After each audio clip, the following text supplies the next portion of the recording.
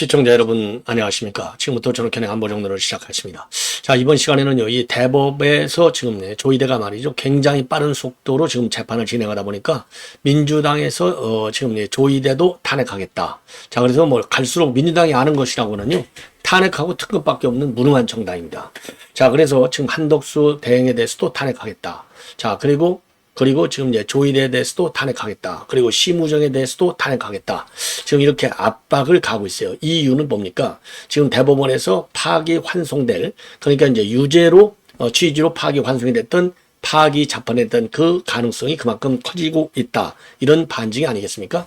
자, 그런데 말이죠. 오늘 민주당에서 이러한 대법원의 이례적인 그 아주 빛의 속도로 지금 재판을 진행하고 있는 것과 관련해서 의총을 열었는데, 이 자리에서요, 지금 TV조선에서 단독 보도하고 있는 내용을 보면은요, 율사 출신 A 의원이라고 하는 분이, 율사 출신 지금 A 의원이라는 사람이 지금 조희대가 이렇게 빠르게 서둘러 진행하는 것을 보면 이건 유죄 취지로 파기 환송할 가능성이 크다.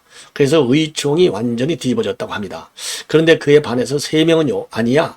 지금 대법원에 대한 판결이 굉장히 국민들이 불안해하기 때문에 빨리 무죄를 확정해서 안정적으로 선거를 치르게 하려는 의미다. 이렇게 또 3명은 그런 입장을 밝혔다는 거예요. 지들 멋대로 해석하는 거죠. 자, 이렇게 해서 지금 민당 내 동정을 자세히 말씀드리도록 하겠고요.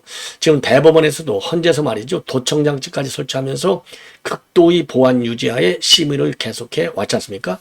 그럼에도 불구하고 줄줄 샜어요. 빨대들 있으니까. 자, 대법원도 똑같은 현상이 벌어지라고 봅니다. 고도의 보안장치, 도함청 장치를 전부 다 했다. 되어 있는 그 회의실에서 지금 재판을, 심리를 진행하고 있는 상황이다. 이렇게 지금 알려져 있습니다. 자, 그런데요, TV조선의 단독 보도 내용을 보면, 그럼에도 불구하고 이게 뭐 몇 개의 조가 있는지는 보도마다 다 달라요. 예. 자, 그래서 이 형사조가 있는데, 대법원에 재판연구관이 있는데, 그 중에 이제 형사재판연구관들이 있다고 합니다. 그게 한 6, 70명 정도 되는데, 그 중에 최정의 형사재판연구관 10여 명을 집중적으로 지금 심리에 투입했다는 겁니다. 그 정도로 공정하고 신속한 재판을 하겠다. 이 조희대의 생각이라는 것이죠. 자, 그러다 보니까요, 또 이 부분도 지금 서정욱 변호사가 취재한 내용이다. 이러면서 본인의 유튜브 방송을 통해서 지금 주장하고 있는 내용을 보면은요, 이 조희대가 그러니까 민주당에서는 이제 재판이 빠르게 되니까 손해볼 게 일단 많다는 거예요. 그래서 저렇게 지금 난리를 치는 거고, 그러면 우리 애국 시민들, 우리 우파들 입장에서는 재판이 빠르게 진행한다고 해서 손해볼 게 전혀 없다는 거죠.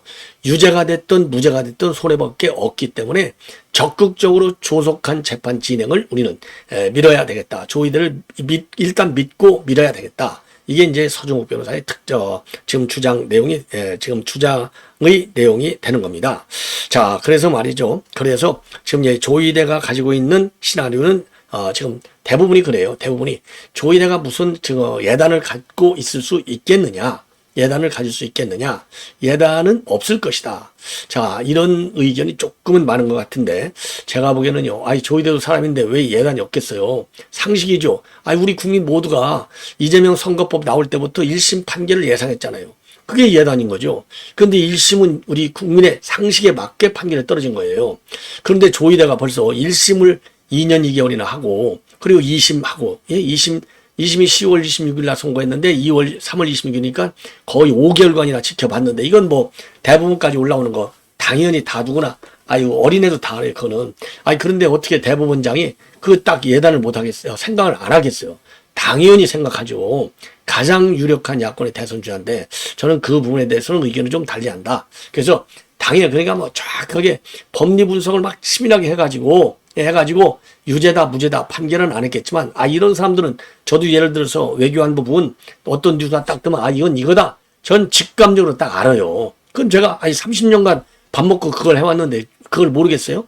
바보가 아닌 바야 그야말로 다 할 수 있는 거죠. 저만 하는 게 아니라.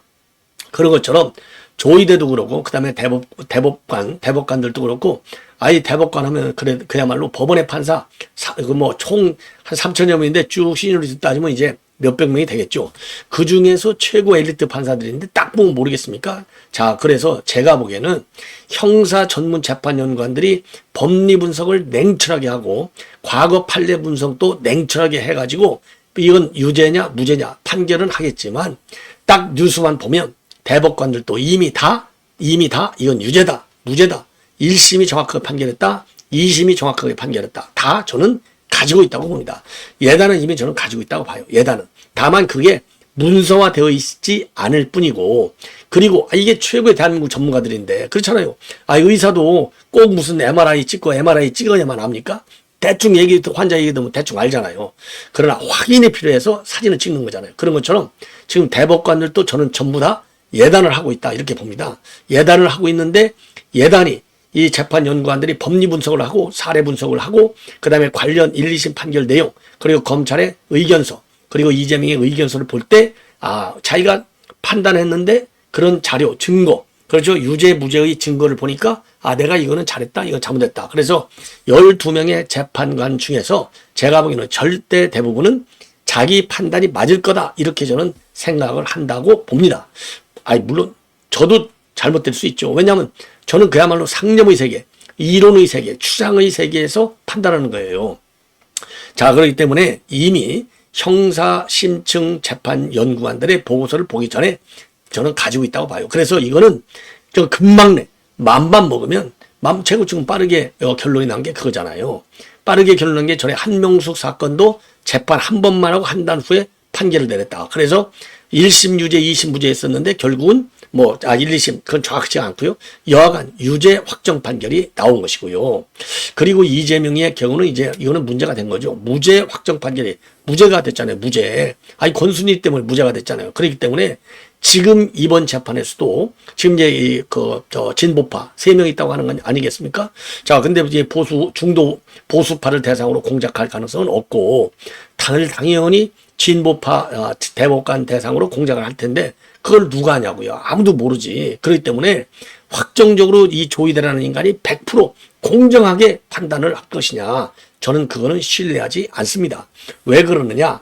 우선은 이재명의 공작 실력이고요. 두 번째로는 조이대 인간이 큰 틀에서 배신을 때리고 있어요. 배신의 숲에 들어가서 이 판결을 하는 겁니다. 그렇기 때문에요. 저는 조이대를 그렇게 믿지 않습니다. 미안하지만 저는 그래서 제 대법원의 판결을 보고 승복 여부를 저는 저 개인이 승복한다 무슨 대단한 의미가 있는 건 아니지만 국민의 한 사람으로서 그렇잖아요. 전 표현의 자유니까 그때 대법원의 논리를 보고 저도 논리 보면 그 법률 전문가 아니라도 이건 맞는 논리다. 2심 논리를 제가 이해를 못하기 때문에 2심 재판 판결을 저는 비판하는 것이고 승복을 못하는 겁니다. 자, 그래서 대법원의 판결을 보고 저는 승복 여부를 저는 결론을 내리겠다. 그러나 현재로서는 이 조이대가 공정하게 재판하리라고 저는 믿기가 어려운 정황이 너무나 많다. 제가 여러 차례 말씀을 드렸지 않습니까? 자, 그래서 일찍 판결을 하는 것은 서정욱 변호사의 주장대로 우리가 손해볼 거는 없어요. 자, 그러나 손해볼 건 없지만은 만약에 근데 이런 건 있죠. 손해볼 대목이 있어요. 만약에 유죄가 아니고 무죄가 확정으로 판결이 된다? 그러면 손해보는 거죠. 왜? 이거 무죄 확정을 선거 전에 딱 결론을 내리잖아요. 우리는 최고로 많이 났어. 손해를 보는 겁니다. 지금 그러지 않아도 여론에서 앞서고 있는데 이 앞서고 있는 여론에다가 완전히 이거 완전히 황금마차를 던져주는 거예요. 금송아지를 던져주는 거예요. 그렇기 때문에 지금 이제 손해볼 게 없다 이런 얘기도 물론 많이 있지만 저는 만약에 대선 전에 판결을 내리는데 이건 무죄다. 2심 판결을 갖다가 확정해. 그래서 검찰의 상고를 갖다가 기각해. 그러면 우리는 돌아올 수 없는 패배의 길을 간다. 그래서 이거는 엄청난 차라리 그러면 서둘지 않고 천천히 가는 게 낫지 않았겠느냐. 천천히 가면 이 사법 리스크가 커지잖아요. 이거 2심 재판이 잘못됐어. 이 얘기를 우리는 끝까지 싸울 거 아닙니까? 그러면 중도층들 또 뒤집어질 수 있는데 확정을 딱 해갖고 2심 판결 맞아 해버리면 그 자체가 우리가 어마어마하게 손해를 보는 거다. 저는 그렇게 판단을 합니다. 자, 그래서 그 조이대가 저는 예단이 없다 있다. 저는 있다. 그리고 전혀 손해볼 게 없다? 아니다. 만약에 선거 전에 무죄라고 하는 고법의 판결을 확정해주면 어마어마하게 손해본다. 이거는요, 그러면요, 우리 보수 우파의 경우 아예 선거장 안 갑니다. 제가 보기에는. 자, 이런 점에서 제가 이제 평소에 그 서정욱 변호사의 주장하고 저하고 거의 비슷한데, 요 대목은 제가 뭐 서정욱 변호사 굉장히 좋아하는데, 예, 요거는 저하고 의견이 조금 달라요. 뭐, 법률 전문가 보는 것이 법률적으로 보면 더 타당성이 있겠지만은, 저는 법률 전문가가 아니고 상식의 눈높이에서 볼 때는 우리가 만약에 대선 전에 유죄 판결이 떨어지면은, 대선 전에 무죄 2심 판결을 갖다가 확정해주면 누가 선거를 가겠습니까? 저도 선거 안 해요. 끝난 건데, 지금 여론이 지금 압도적으로 높은데, 거기다가 딱 면죄부를 줘버리면 선거 하나만 하죠. 게임 끝. 저는 그렇게 봅니다. 자, 그래서 저는 기본적으로 지금 이 조이대 이미 저는 사감을 가지고 있다. 그렇게 봐요. 저 공정의 룰은 기대하기 어렵다. 이렇게 봅니다. 자, 물론 이제 일각에서 그래요. 뭐 대법관들이 12명이 되는데, 더군다나 조이대 집단하는데 조이대 말 듣겠느냐. 말 듣고 안 듣고를 떠나서, 그리고 대법관들이 다수결이잖아요. 다수결. 그러면 대법원장의 생각이 어떻다?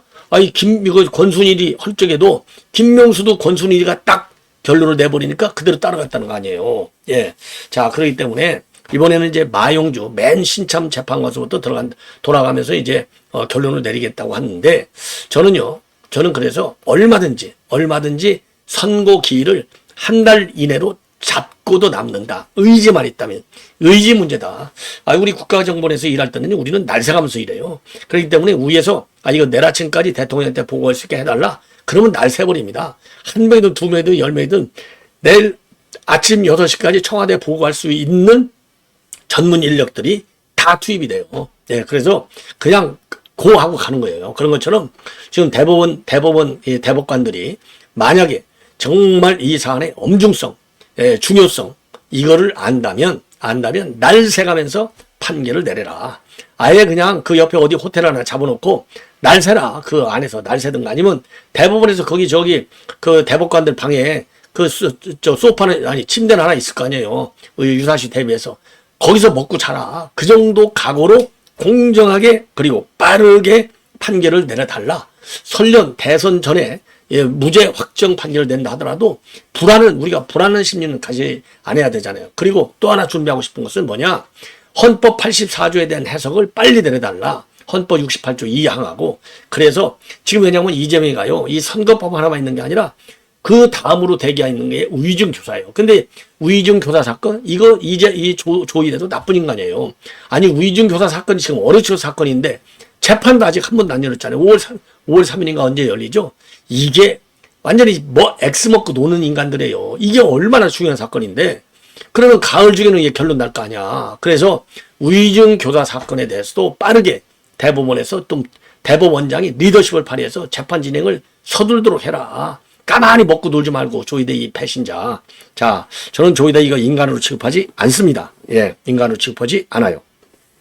자, 그래서 지금 이제 이 10명의 지금 헌법재판소 형사 최고의 전문가들을 투입했다라고 하는 것은 우선 신속하게 가겠다는 조이대의 입장은 확실하다. 그러나 공정하게, 즉 1심 판결이 우리 국민들은 대부분 공정하다고 보잖아요. 그러니까 민주당 의총에서도 지금 비상이 걸렸다는 거 아니겠습니까? 대법 속도를 놓고 파기환송을 염려하는 의견이 제기됐다는 거 아니에요. 이 정도가 되면 저희들도 그리고 지금 탄핵하겠다는 것 자체가 죄를 졌다는 거 아니겠습니까? 자, 그래서 이게 굉장히 지금 심각한 상황으로 가고 있는 것이 아니냐, 이렇게 판단이 되는 대목이 되겠습니다.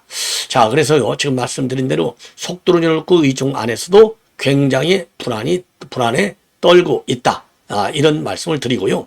그리고 지금 오늘 총리, 지금 우리 한덕수 권한대행 아주 우원식이 아주 더러운 인간이요. 자, 그래서 저는 한덕수 권한대행 얼마나 자존심이 상했어요. 정말 대한민국 최고의 엘리트 공무원으로서 정말 국가와 국민을 위해서 노력하면서 살아왔다, 이렇게 생각하시는 분일 텐데, 우원식 같은 이런 무능한 인간한테 질책을 받았어요.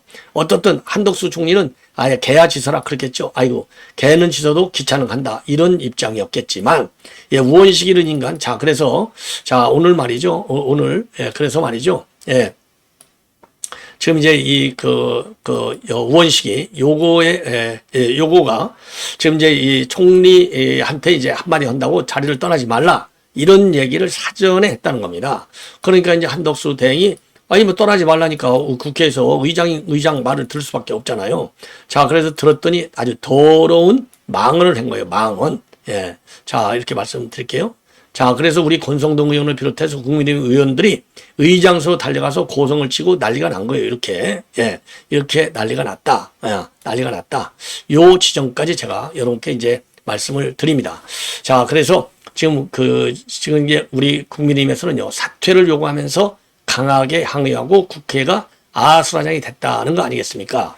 자, 그래서 이제 연설이 끝난 다음에 잠시 앉아 계셔달라. 이제 그래가지고 요 얘기를 했는데, 요 얘기를 할 때의 핵심이 뭐냐? 요 핵심과 한덕수 대행의 자세, 얘기를 다 끝나고 나서, 그러니까 이제 끄덕끄덕, 고개를 끄덕끄덕이는 장면이 포착이 됐고, 자, 장면이 포착이 됐다고 합니다. 그리고요, 오늘 과거에는 권한대행이 국회를 출입할 때 본회의장 중앙 출입구를 통해 들어왔다고 합니다. 관례가. 근데 이제 오늘 총리는요, 좌우 거기를 갖지 않고 왼쪽 출입구로 들어왔다는 거예요. 그 이유는 의전을 최소화하겠다. 그리고 국회를 최대한 존중하겠다. 이런 취지에서 아주 점잖하게 한쪽 통로로, 그러니까 권한대행이면 대통령의 출입 충로 중앙 통로를 이용해야 될 것 아니에요. 그런데 한쪽 왼쪽 통로를 이용할 정도로 국회를 존중했는데 우의장 요 인간이 더러운 발언을 하니까 망언을 하니까 이거는 예의도 아니다. 지금 총리실이 부글부글 끓고 있다고 합니다. 그래서 의전 서열을 따지자는 것이 아니라 국가의 국격을 위해서라도 대행직에 대한 존중은 필요한 것이 아니냐. 자, 이렇게. 그리고요, 지금 민주당 의원들도요, 한덕수 대행이 본회의장에 도착한 뒤 무려 15분이 지나서야 각자 자리에 앉았다고 합니다. 야, 그러니까 이거를 지금 한덕수 대행이 앉아서 기다린 거예요. 정말 부글부글 끓을 일이 아닌가. 이런 생각이 들어요. 예, 자, 이 정도로 해서 이제 요 내용은 말씀을 드리겠고, 그리고 양상훈 칼럼을 말씀을 드리겠는데, 제목이 이재명보다 100배는 심각한 중국. 그래서 양상훈 이 칼럼니스트. 그래서 이재명은 5년이 문제지만 중국은 100년이 문제다. 모든 산업을 다 따라잡혔는데 이제 뭘 먹고 우리가 살 수 있느냐. 반도체마저 빼앗기면 심리적 쓰나미가 우리 한국을 덮칠 것이다. 이런 취지의 칼럼을 싣고 있습니다. 예, 그래서 요 내용 칼럼을 말이죠, 조금 여러분들께서 자세히 들어주시면 좋겠습니다. 요즘 많은 곳에서 이재명 후보가 대통령이 되면 나라가 어떻게 되겠느냐는 걱정을 듣는다. 왜? 50% 안팎의 국민은 지금 지지하는 국민이 이재명이를 지지하는 50% 안팎의 국민은 그렇지 않겠지만은 보수적이거나 기업을 하는 사람들의 우려는 크다. 이재명의 기업보다 노조 우선, 전통적인 한미일 협력과는 다른 대외 정책, 언뜻 보이는 냉혹한 모습, 신뢰를 얻기 어려운 언행, 이런 것들이 문제다.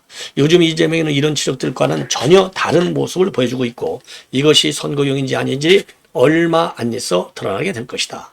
당연히 선거용이죠. 이러니까 양상훈이는 못됐다고 우리가 비판하는 거 아니겠어요? 그런데 이재명에 대한 우려가 끝나면 거의 어김없이 나오는 또 하나의 걱정이 있다.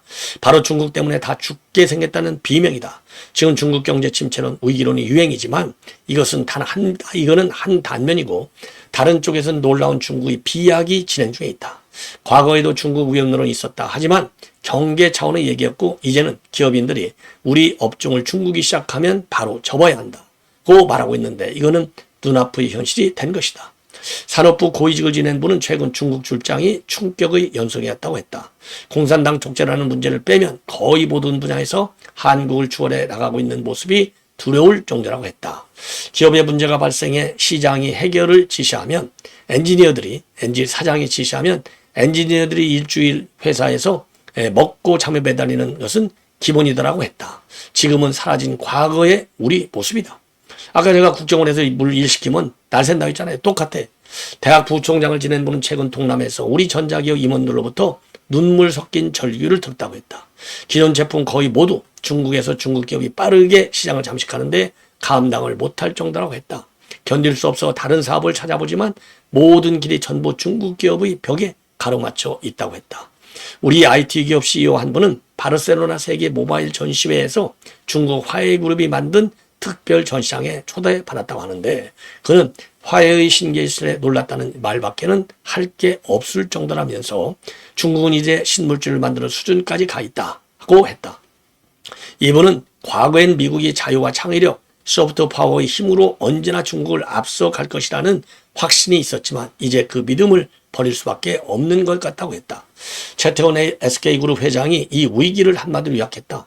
최 회장은 최근 카이스트 강연에서 중국의 속도를 보면 우리가 쫓아가지 못하고 죽을 확률이 상당히 높다고 했다. 중국이 우리를 죽이고 있다는 것이다.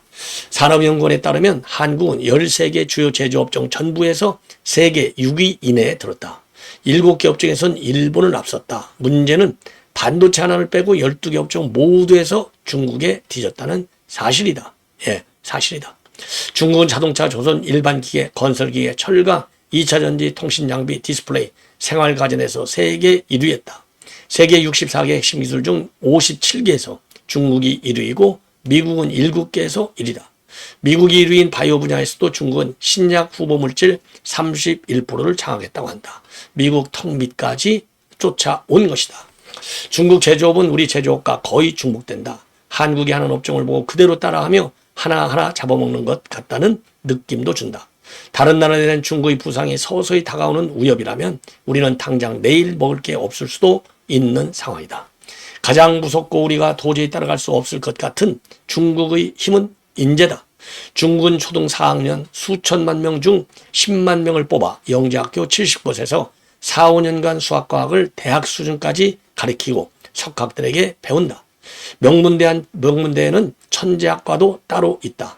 딥식, 세계 1위 드론 기업, DJI, 그 다음에 휴머노이드, 강자 유니트리, 반도체 설계, 한우지의 창업자가 이 천재 양성 프로그램 출신이다. 글로벌 AI 기업 연구원의 47%가 중국 출신이다. 중국에선 과학기술 천재급 인재들이 인해 전술처럼 쏟아지고 있다. 한국에선 성적 좋으면 의사가 된다고 한다.